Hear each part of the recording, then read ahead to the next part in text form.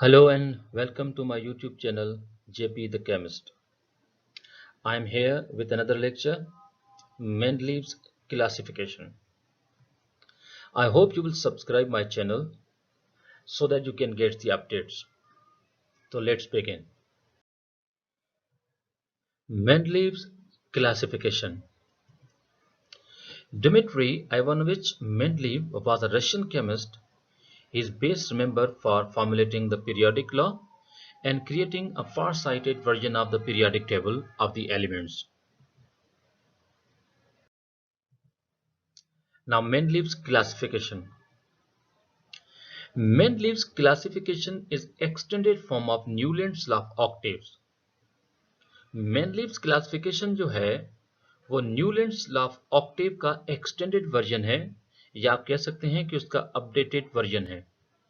आप सब जानते हैं कि न्यूलैंड में न्यूलैंड्स क्लासिफिकेशन जो थी वहां पर एलिमेंट्स को अरेंज किया गया था मासेस की बुनियाद पे और आपने देखा था कि for every eighth element the properties were repeating. तो मेंडलीव्स क्लासिफिकेशन में भी आप कुछ इस तरह का जो है वो मंजर देखने वाले हैं। यहाँ पर भी एलिमेंट जो हैं वो रेगुलर पैटर्न से प्रॉपर्टीज जो हैं वो क्या करते हैं, उसमें पीरियोडिसिटी शो करते हैं। Mendeleev's arrange the elements on the ascending order of atomic masses. Mendeleev ने एलिमेंट्स को अरेंज किया था on the ascending order of atomic masses, मतलब कि इसकी जो अरेंजमेंट है वो भी increasing order of atomic masses की बुनियाद पे है। यानी जिस तरह से एलिमेंट्स को अरेंज किया था तो उसने लो टू हाई एटॉमिक मासेस के अरेंजमेंट में एलिमेंट्स को पुट किया था। क्योंकि Mendeleev's classification Newlands law of Octave का एक्सटेंडेड वर्जन है, इस वजह से मेंडलीव ने एक पीरियोडिक लॉ जो है वो जो है पुट फॉरवर्ड किया। और मेंडलीव्स पीरियोडिक लॉ जो है उसकी स्टेटमेंट क्या है, तो आप जरा देखें कि properties of the elements are the periodic function of their atomic masses. Mendeleev ने कहा कि ये जो एलिमेंट्स जो हैं जिनकी प्रॉपर्टीज में पीरियोडिसिटी आ रही है, ये जो प्रॉपर्टीज का बार बार रिपीट होना जो आपको जो नजर आ रहा है वो इस वजह से है बिकॉज एलिमेंट्स को हमने एटॉमिक मासेस की बुनियाद पर अरेंज किया है। ठीक, तो मेनलीव पीरियोडिक लॉ की जो मेन आउटलाइन है वो क्या बनेगी कि properties of the elements are the periodic function of their atomic masses. मतलब कि recurrence in the properties is due to the fact because the elements are arranged on the basis of their atomic masses. Mendeleev's periodic table consists of 8 groups and 12 periods. अब ये जो 8 groups होते हैं, now these are the vertical columns of the Mendeleev's periodic table. तो आप देख सकते हैं these are the, suppose this is the group 1, group 2, group 3, group 4, group 5, 6, 7, and this one is the last 8. And there are 12 periods. How many periods were there in the Mendeleev's periodic table? 12. So these horizontal rows like 1, 2, 3, 4, 5, 6, 7, 8, 9, 10, 11, 12. So these are the 12 horizontal rows. These are called the periods. So Mendeleev's periodic table simply contains 8 groups and 12 periods. Remember one point कि elements were arranged horizontally on the basis of increasing order of atomic masses in the periods, and elements were put into the same group on the basis of their properties. मतलब elements को horizontally जब put किया गया था तो वो increasing order of atomic masses की बुनियाद पर अरेंज किया गया था, लेकिन वर्टिकली एलिमेंट्स को कहाँ रखा गया था, वो रखा गया था on the basis of their properties. तो उसका सिंपल मतलब यह है कि जो भी एलिमेंट्स एक ग्रुप में थे वो प्रॉपर्टीज वाइज सिमिलर थे। Now merits of Mendeleev periodic table, या आप उसको कह सकते हैं कि advantages of the Mendeleev's periodic table. First time systematic study of the elements was done. Knowing the properties of the one element of a group, properties of other elements of that group can be guessed. मतलब कि पहली बार elements की जो study है वो systematic way से दी गई थी। मतलब कि अगर हम किसी भी एक एलिमेंट की प्रॉपर्टी जानते हैं, किसी भी ग्रुप के किसी भी एक एलिमेंट की प्रॉपर्टीज की इंफॉर्मेशन अगर हमें है, तो इनडायरेक्टली हमें उसी ग्रुप के बाकी एलिमेंट्स की प्रॉपर्टीज को भी प्रिडिक्ट करना इजी हो जाता है, क्योंकि हम जानते हैं कि एक ही ग्रुप में आने वाले जो एलिमेंट्स हैं, दे show the common properties. For example, study of sodium help to understand the properties of the other alkali metals of that group. Mendeleev's periodic table में सोडियम जो था वो फर्स्ट ग्रुप में था. सोडियम एक अल्कली मेटल है, sodium एक highly reactive metal है, सोडियम मोनोवैलेंट है, सोडियम इजिली अपना वैलेंस इलेक्ट्रॉन, जो सिंगल वैलेंस इलेक्ट्रॉन है, वो लूज करता है. अगर सोडियम की प्रॉपर्टी ये है, तो आप ध्यान से सुनेंगे कि इसी ग्रुप के बाकी एलिमेंट जो हैं, जो अल्कली मेटल्स हैं, उनकी प्रॉपर्टीज भी बिल्कुल कैसी होंगी, सोडियम की जैसी होंगी. तो उसका मतलब है कि अगर हमें किसी भी ग्रुप के किसी भी एलिमेंट की प्रॉपर्टीज का पता है, तो इनडायरेक्टली हमें उस ग्रुप के बाकी एलिमेंट्स की भी इंफॉर्मेशन है. So that's why the study was quite simpler, systematic, because knowing the one element of any group, indirectly we are knowing the properties of the other elements of that group. एक और merit जो कि मैं यहाँ पर explain करने जा रहा हूँ now, that is कि Mendeleev left vacant spaces for undiscovered elements. He also predicted the properties of those elements as well. Mendeleev ने अपने पीरियोडिक टेबल में वैकेंट स्पेसेस छोड़ी थी उन एलिमेंट्स के लिए जो कि डिस्कवर्ड अभी होने थे, क्योंकि मेंडलीव ने प्रिडिक्ट किया था कि कुछ एलिमेंट्स ऐसे हैं जो कि अभी डिस्कवर्ड होने हैं, जो मेनलिव पीरियोडिक टेबल में उनको रखा जाना था, उनके लिए उसने वैकेंट स्पेसेस छोड़ी. ना सिर्फ उन एलिमेंट्स के लिए उसने वैकेंट स्पेसेस छोड़ी, but he also predicted the properties of those elements as well. He named those undiscovered elements as eka silicon and eka aluminium. तो मेंडलीव ने जो वैकेंट स्पेसेस छोड़ी थी, कुछ वैकेंट स्पेसेस छोड़ी थी उन अनडिस्कवर्ड एलिमेंट्स के लिए, तो उन एलिमेंट्स को उसने क्या कहा था, एज एका सिलिकॉन एंड एका एल्यूमिनियम. एका सिलिकॉन मतलब सिलिकॉन के बाद उसने स्पेस छोड़ी थी. एका एल्यूमिनियम का मतलब है कि after aluminium he put a gap. Germanium और गैलियम ये दो ऐसे एलिमेंट थे, एक और एलिमेंट भी स्कैंडियम जिसका जिक्र मैंने यहां पर नहीं किया.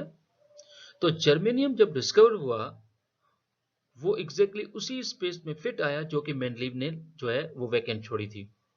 इसी तरह से गैलियम भी एग्जैक्टली उसी जगह पे फिट हुआ जो कि मेंडलीव ने अपने पीरियोडिक टेबल में एक वैकेंट स्पेस छोड़ी थी. जर्मेनियम सिलिकॉन के बाद रखा गया, और एल्यूमिनियम गैलियम के बाद, अपना एल्यूमिनियम के बाद जो है किसको रखा गया, गैलियम को रखा गया. तो germanium after silicon and gallium after aluminium. Not only these elements occupy the same vacant spaces in the Mendeleev's periodic table, but these elements came out with the same properties which were predicted by the Mendeleev.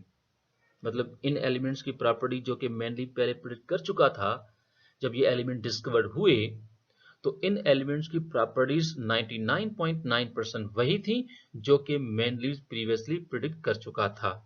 तो ये बहुत ही ज्यादा एक क्या कह सकते हैं कि मेंडलीव के फेवर की बात थी. He also corrected doubtful atomic masses of some elements. Mendeleev ने कुछ एलिमेंट्स के एटॉमिक मासेस जो कि उस वक्त डाउटफुल थे, they were not supposed to be clear के whether this atomic masses are right or wrong. Mendeleev ने उन एलिमेंट्स के एटॉमिक मासेस को उसने करेक्ट किया. इनमें से एक एग्जांपल यहां पर है कि atomic mass of beryllium was corrected from 13.5 AMU to 9 AMU. मतलब उस वक्त बेरिलियम का मास जो कि माना जाता था 13.5 AMU, 13.5 AMU. बेरिलियम मास वाइज जहां रखा जा रहा था, वहां पर बेरिलियम की प्रॉपर्टीज फिट नहीं आ रही थी. बेरिलियम की प्रॉपर्टीज जहां फिट आ रही थी, उस हिसाब से इसका मास जो था वो क्या होना मुमकिन था या क्या पॉसिबल था, वो था 9. तो इस तरह से इसने कुछ एलिमेंट जो थे उनके एटॉमिक मासेस को भी इसने क्या किया, करेक्ट किया. एक और पॉइंट इसके मेरिट्स में कि group number represents the number of valence electron of the elements. मतलब मेंडलीव्स पीरियोडिक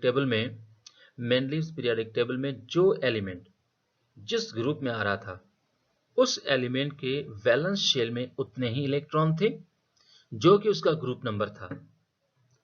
मतलब कि अगर मैं बात करूं कि for example elements of group 1 have 1 electron in their valence shell, मतलब ग्रुप 1 के जो एलिमेंट थे उनके आखिरी शेल में एक इलेक्ट्रॉन था। क्यों? क्योंकि ग्रुप 1 जो था, क्योंकि वो ग्रुप 1 था तो वैलेंस शेल में एक इलेक्ट्रॉन था।